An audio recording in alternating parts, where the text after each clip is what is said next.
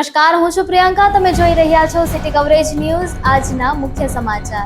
તમને જાણીને નવાઈ લાગશે કે જૂનાગઢ શહેરમાં હવે ગેરંટી પીરિયડ વાળા રોડ પણ કોર્પોરેશન રિપેર કરી રહ્યું છે. નિયમ મુજબ રોડનો 3 વર્ષનો ગેરંટી પીરિયડ હોય છે. આ સમયગાળા દરમિયાન રોડ તૂટે, ખાડા પડે તો તેને રિપેર કરવાની જવાબદારી પણ જે તે કોન્ટ્રાક્ટરની હોય છે.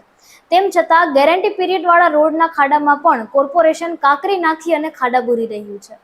સરદારપરા કન્યા છાત્રાલયથી પટેલ સમાજ સુધીના રોડમાં ખાડા પડી ગયા હતા. આ ખાડામાં કાંકરી નાખી અને કોર્પોરેશને લેવલિંગ કર્યું છે. ત્યારે કોર્પોરેશન પાસે ગેરંટી પીરિયડ રોડના ડેટા નથી કે પછી કોઈ મિલીભગત છે કે પછી કોઈ રાજકીય નેતાનો રોડનો કોન્ટ્રાક્ટ છે, જેને કારણે કોર્પોરેશન કાંકરી નાખીને આ રોડના ખાડા પૂરી રહ્યું છે. એવા પ્રશ્નો લોકોમાં ઉઠી રહ્યા છે. જૂનાગઢની જય ગિરનાર ગ્રાહક સહકારી ભંડાર લિમિટેડની વાર્ષિક સાધારણ સભા શ્યામવાડી ખાતે મળી હતી. આ સાધારણ સભા સંસ્થાના ચેરમેન પ્રોફેસર પીબી ઉનડકટના અધ્યક્ષ સ્થાને યોજવામાં આવી હતી. સંસ્થા ભેસાણ, મેંદરડા, વિસાવદર અને જૂનાગઢ એમ કુલ 4 બ્રાન્ચ ધરાવે છે.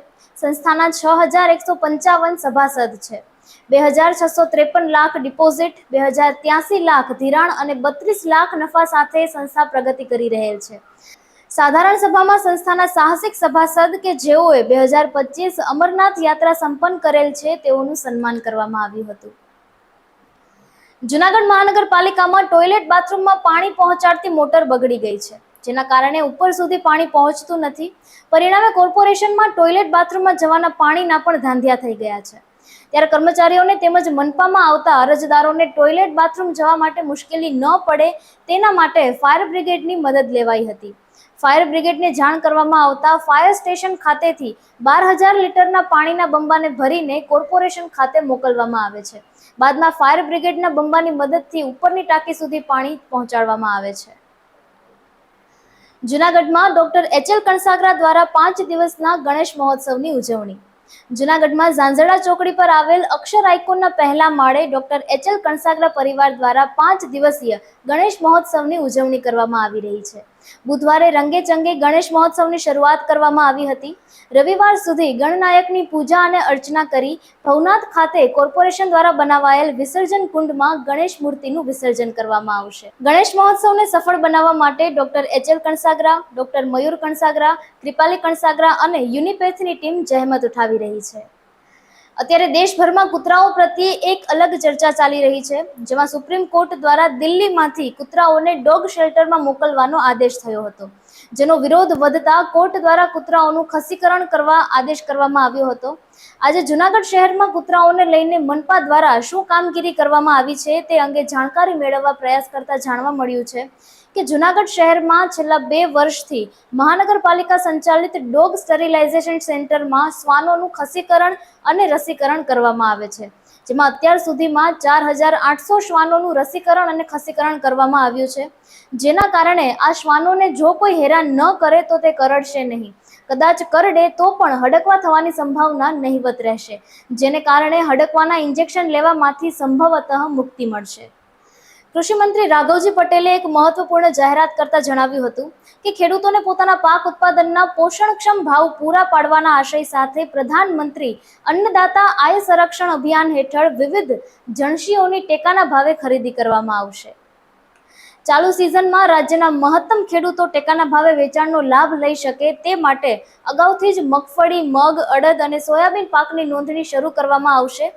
રાજ્યના તમામ જિલ્લાઓમાં મગફળી, મગ, અડદ અને સોયાબીનનું ટેકાના ભાવે વેચાણ કરવા માટે ઈચ્છુક ખેડૂત આગામી તારીખ 1 સપ્ટેમ્બરથી 15 સપ્ટેમ્બર સુધી ઓનલાઈન નોંધણી કરાવી શકશે. મિઝોરમમાં ભીખ માંગવા પર પ્રતિબંધ.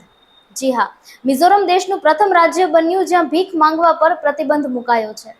મિઝોરમ વિધાનસભાએ Mizoram prohibition of beggary bill 2025 પસાર કર્યું છે. આ કાયદાનો હેતુ માત્ર ભિખારીઓ પર પ્રતિબંધ મૂકવા અને તેમને મદદ અને રોજગાર આપીને સમાજમાં ઊભા રહેવાનો પણ છે. બિલ હેઠળ સરકાર એક રાહત બોર્ડ બનાવશે અને એક રિસીવિંગ સેન્ટર ખોલશે. અહીં ભિખારીઓને અસ્થાયી રૂપે રાખવામાં આવશે અને 24 કલાકની અંદર તેને રાજ્ય અથવા તો ઘરે પાછા મોકલવામાં આવશે. સમાજ કલ્યાણ વિભાગના સર્વે મુજબ હાલમાં આઇઝોલમાં 30થી વધુ ભિખારીઓ છે, જેમાંથી ઘણા બહારથી આવ્યા છે.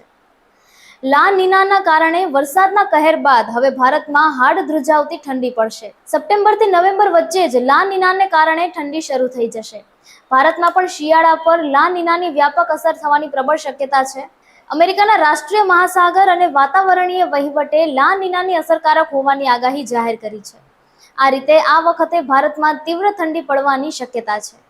ભારત તમામ પડકારો ઉપાડવા માટે તૈયાર છે તેવું વડાપ્રધાન નરેન્દ્ર મોદીએ જણાવ્યું. તમામ મંત્રાલયોને સ્વદેશી અપનાવવા માટે મોદીની તાકીદ. સ્વદેશી માલ સામાન વેચાય છે તેવા બોર્ડ દુકાન બહાર લગાવાય તે જોવાશે. સ્ટ્રીટ વેન્ડર યોજનાનો લાભ લેનાર ફેરિયાઓ માટે ખાસ ટી-શર્ટ. આંતરરાષ્ટ્રીય ઇવેન્ટ પણ ઘટાડાશે. અમેરિકાના પ્રમુખ ડોનાલ્ડ ટ્રમ્પે ભારત પર 50% ટેરિફ લાદી દીધા બાદ હવે ભારત તેનો મુકાબલો કઈ રીતે કરવો જોઈએ તેની એક બાદ એક વ્યૂહરચના ગોઠવી રહ્યું છે. અને ખાસ કરીને ઘર આંગણે નિકાસકારોને જે મોટો પડકાર છે તે ઉપાડવા અમેરિકા સિવાયના દેશોમાં નિકાસની નવી સંભાવનાઓ પર પણ સરકાર કામ કરી રહી છે. દુર્વેશનગરમાં તળાવ પાસે આવેલ વોકળાનો પાળો લીક થયો છે કે તોડવામાં આવ્યો છે તેવી ચર્ચાએ જોર પકડ્યું છે. દુર્વેશનગર પાસે વોકળામાં લાંબા સમયથી ગટરનું પાણી ભરી રખાયું છે, જેના કારણે મચ્છરનો ઉપદ્રવ વધ્યો છે, જેના કારણે મલેરિયાના તેમજ ડેન્ગ્યુના કેસમાં વધારો થયો હોવાનું સ્થાનિક લોકોએ જણાવ્યું છે. ઉપરાંત ગંદા પાણીમાં સાપ જેવા જીવજંતુઓ નીકળે છે અને લોકોના ઘરમાં ઘૂસી જાય છે. આ વિસ્તારમાં ગટરનું પાણી બોરમાં ફેલાય છે, જેથી બોરનું પાણી પી શકાતું નથી અને 30 રૂપિયાની પાણીની બોટલ મંગાવવી પડે છે. દેશના વડાપ્રધાન નરેન્દ્ર મોદી સ્વચ્છ ભારતની વાતો કરે છે ત્યારે જૂનાગઢ કોર્પોરેશન ગટર ભારત કરે છે. અનેક વખત રજૂઆતો કરવા છતાં અધિકારીઓ માત્ર તપાસનું ગાણું જ ગાય છે. મારું નામ છે લક્ષ્મણભાઈ મૈડા. દુર્વેશનગરમાં રહું છું અને અહીંયા વોકરો છે અમારા મકાનની પછવાડે છે અને આ પાણી ગટરનું પાણી ભરાય છે વોકરાની અંદર. આ ચોમાસામાં તો ખાલી પાણી ચોમાસા પૂરતું જ રહે, પણ 12 માસ ગટરનું પાણી ભરાય અને એના મચ્છર થાય. અમે ઘરે રહી શકતા નથી, એમાં મેલેરિયા ફેલાય છે, રોગ ફેલાય છે અને અમારા તંદુરસ્તી જળવાતી નથી અને બીમાર રહી છે. એટલે આ જે રોગચાળા માટેનું આ ગટરનું પાણી અહીંયા ઊભું રાખવાનું છે. આ ભરેલું ગટરનું જ પાણી રહે છે. આમાં કોઈ ચોમાસાનું પાણી તો અત્યારે હોય, પણ 12 માસ ચોમાસું ક્યાંથી હોય? એ ગટરનું પાણી આ લોકો અહીંયા ફિલ્ટર કરે છે અને ફિલ્ટરથી પાણી અને બોરની અંદર આ પાણી આવે છે ગટરનું, જેથી કરીને ગટરનું પાણી અમારા બોરમાં આવે એટલે અમે પાણી પી શકતા નથી ગટરનું. અને હવે અમારે 30 રૂપિયાનો બાટલો રોજ મગાવવો પડે. તો આ બધો ખર્ચો અમારે ભોગવવાનો. નગરપાલિકાને આ વસ્તુ કરવાની નથી. આ તો નગરપાલિકાની અંડર આવે છે, કારણ કે આ બધું સાર્વજનિક છે. એટલે આ પ્રજાને મુશ્કેલી થાય, રોગચાળો ફાટે. આમ તો એમ કે સ્વચ્છતા ભારત, સ્વચ્છ ભારત, તો આ સ્વચ્છ ભારત છે ગટર ભારત. આ તો ગટર ભારત છે, આમાં સ્વચ્છ ભારત તો નથી. નરેન્દ્રભાઈ કે સ્વચ્છ ભારત, પણ આ નગરપાલિકા ગટર ભારત કરે. એ સ્વચ્છ ભારત નથી કરવા માંગતા. અધિકારીઓ પાસે જાય તો અધિકારીઓ કે અમે તપાસ કરશું, તો અધિકારીઓ તપાસ કરવા આવતા નથી. તો પછી અમારે કોની પાસે જવાનું? તો પછી આ લોકોએ જવાબદારી એની છે. આ ગટર એને અહીંયા અમારા ઘર પાસે ગટર જ કાઢવાની છે. આ પાણી ગટરનું ભરવાનું છે અહીંયા. સિટી કવરેજ ન્યૂઝના ડેઇલી અપડેટ માટે અમારી ચેનલને લાઇક કરો, શેર કરો અને સબસ્ક્રાઇબ કરો. આવતીકાલે મળીશું ફરી નવા સમાચારો સાથે. City coverage news Junagadh.